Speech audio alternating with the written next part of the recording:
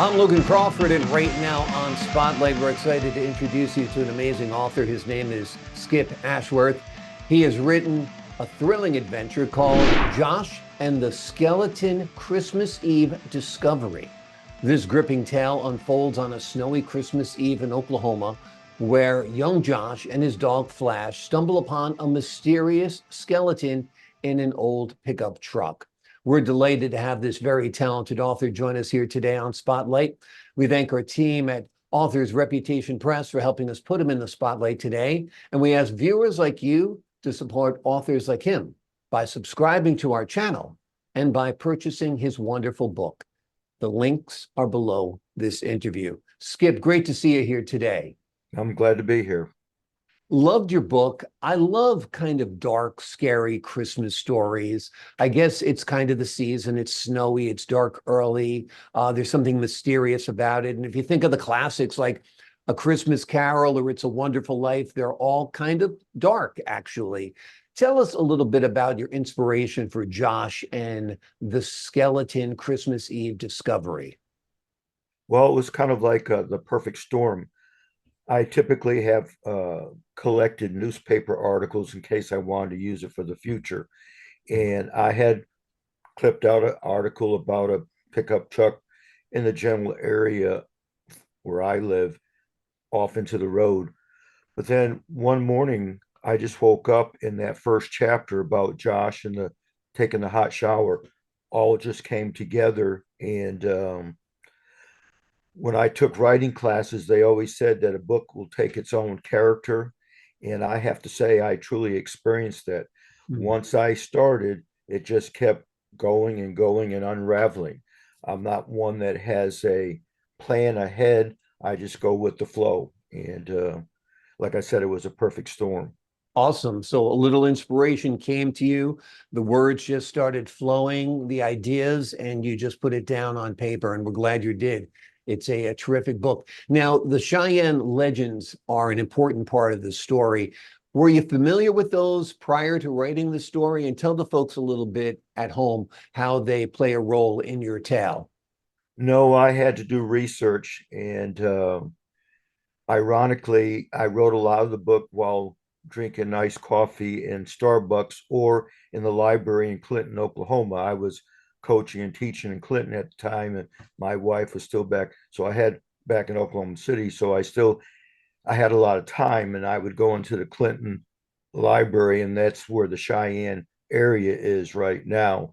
And I would research it. As a matter of fact, my wife and mother-in-law at the time were unhappy that I didn't make the boy Chickasaw. That's what my wife is. But I told them, well, your folklore is not quite as interesting as that of the Cheyenne. And I did go out and research a little bit, trying to make it fit into the Chickasaw Nation, but it didn't. There's an area in Oklahoma called Red Rock Canyon, and that's the general geography that I have the story taking place in that Cheyenne land. So I would go out and drive around and make sure my facts were straight, and he stayed with the Cheyenne. So Sounds great. Sounds like you had fun writing this book, spending time in Starbucks, having a nice coffee, pounding it out, going to the library, exploring parts of the Cheyenne Nation. So that all sounds great. Did you have a dog with you similar to Flash? Because that's such a great part of the story as well, that Josh and Flash have this great relationship. Tell us a little bit about that. Is that based upon your own experience, your own real life? it was based on a dog that we did have. I have five children, and when people wanted to get rid of dogs, they always thought we should have dogs, so they would give them to us. But Flash is kind of identified after a dog that we had called Maggie, and that particular dog could jump over a 6 foot stockade fence. So it's somewhat based on a dog that I've had. Gotcha. So Gotcha. Well, it's great imagery, the pickup truck, the dog, Josh, and of course, the setting itself, Oklahoma on a snowy Christmas Eve. It's very, very unique. Now, obviously, this is an atmosphere and a location you know quite well. Yes, I do. I've hiked in the Red Rock Canyon quite a bit. And as it says on the cover of my book, I taught a class for 18 years called Oklahoma History on the Road. And we would cover 3,300 miles in almost all the counties in 2 weeks. I would take about 15, 16 kids, and they would get credit for Oklahoma history. So I know places in Oklahoma better than some people from Oklahoma do. I'm a transport into Oklahoma. Gotcha. Absolutely. Well, it is a beautiful state. I'm sure that was interesting research along the way. A central theme of your book, of course, is confronting fears. What message do you hope young readers take away from Josh's journey? That they should seek guidance from others, especially adults. Uh, in the case of all Native American tribes, it would be their elders, and they're better seeking that advice rather than holding it in and letting it fester within them, that they would feel free to find an elder that they could confide in to give them good guidance. Absolutely. Now, the mysterious black crow in the story holds significance. Without giving away too much, can you discuss a little bit about its role in the plot and its symbolism? Well, in the Cheyenne legends, their folklore, crows are messengers.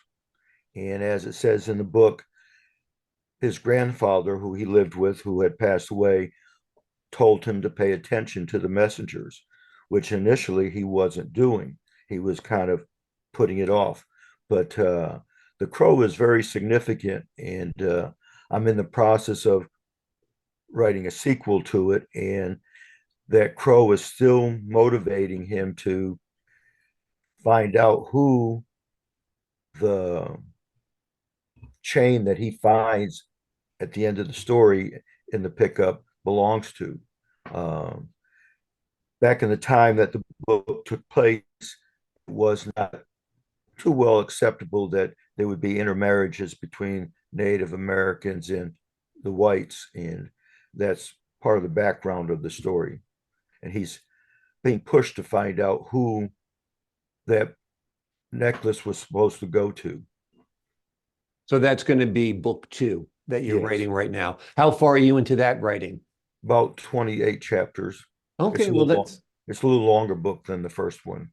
okay. Sounds great. Now, have you envisioned Josh and the skeleton as a movie or a series, perhaps? Yes, Author Representation Press is trying to make that happen as we speak. That'd be wonderful. That'd be wonderful. It's such a visual story. It's kind of such a classic tale, if you will, that I think it would be a great movie, or series, of course. Tell me a little bit about your experience as a writer. Is this your first time trying your hand at writing a novel? No, I've written a lot. I've had a lot of what is called starts, and I've Mhm. written a lot. But one day my wife said to me, you don't ever submit anything because you're afraid of getting rejected. And I said, well, I'll show you. I'll just go ahead and finish this one and I will submit it. And that's how it happened. That's great. There's nothing better than a dare from your wife to put an idea into action. That's for sure. Is she your first reader when you're done writing something? Do you say, "Hey, honey, take a look at this. What do you think?" Initially, no, because I took a class with a Dr. Cliff Warren, who used to be a critic for movies besides teaching writing. And he would always recommend not sharing the story with others because then you're already told the story. But as I've gotten older, I do let her read stuff. I never learned how to type, and I'm old school. And my oldest grandchild actually typed up a lot of my manuscript, Mm, and she lost part of it, so I had to rewrite it again. And mm. so she was actually the first one to see it. Was my oldest granddaughter. Gotcha. Okay. Well, she was a blessing because she did the typing for you, but she put a little extra work on you because she lost part of it. That must have been a little devastating when you heard those pages were missing. Holy cow. Yes. I'm on your side. I type like this. I type for a living and I write for a living. I've always done the hunt and peck method, we like to That's call me. it. Yeah, absolutely. Absolutely.